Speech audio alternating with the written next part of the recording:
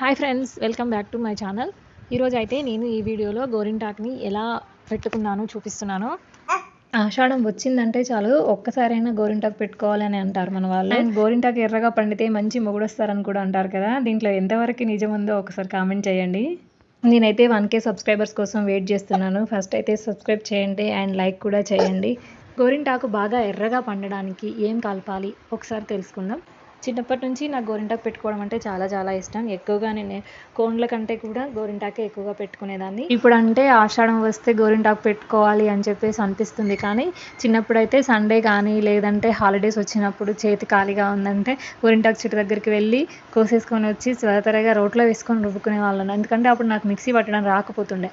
అందులోనూ మా ఇంట్లో కూడా మిక్సీ లేకుండే చిన్నప్పుడు. అయినా కానీ రోల్లో వేసుకొని రుబ్బుకొని కాళ్ళకి చేతులకి మంచి పెట్టుకునే వాళ్ళం.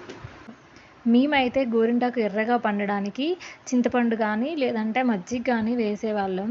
సో అవైతే నేను ఇప్పుడు వేయట్లేదు. ఎందుకు అంటే ఆల్రెడీ గోరింటాకుకి న్యాచురల్గా పండే గుణం ఉంటుంది. కాకపోతే రుబ్బుకున్నాక వెంటనే పెట్టుకోకుండా ఒక 1 అవర్ ఆర్ 2 అవర్స్ ఆగిన తర్వాత గోరింటాకుని పెట్టుకోవాలి.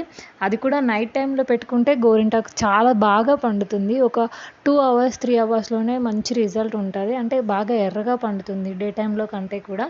నేనైతే ఎక్కువగా నైట్ టైమే పెట్టుకుంటాను.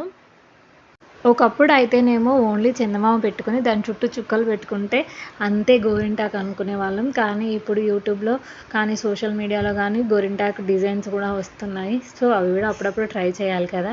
మీరు గోరింటాకు పెట్టుకుంటారా ఒకసారి కామెంట్ చేయండి. అలాగే ఈ వీడియో మీద మీ అభిప్రాయాన్ని కూడా కామెంట్ చేయండి. నేనైతే జస్ట్ ఒక 2.5 అవర్స్లోనే గోరింటాకుని పెట్టి కడిగేసుకుంటున్నాను. ఎంత చక్కగా పండిందో, చేతులు మొత్తం రెడ్గా అయిపోయినాయి. చాలా అంటే చాలా బాగా అనిపించింది.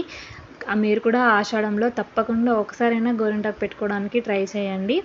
Thank you for watching. ఈ వీడియో మీకు నచ్చినట్లయితే లైక్ చేయండి. తప్పకుండా ఒక కామెంట్ చేయండి.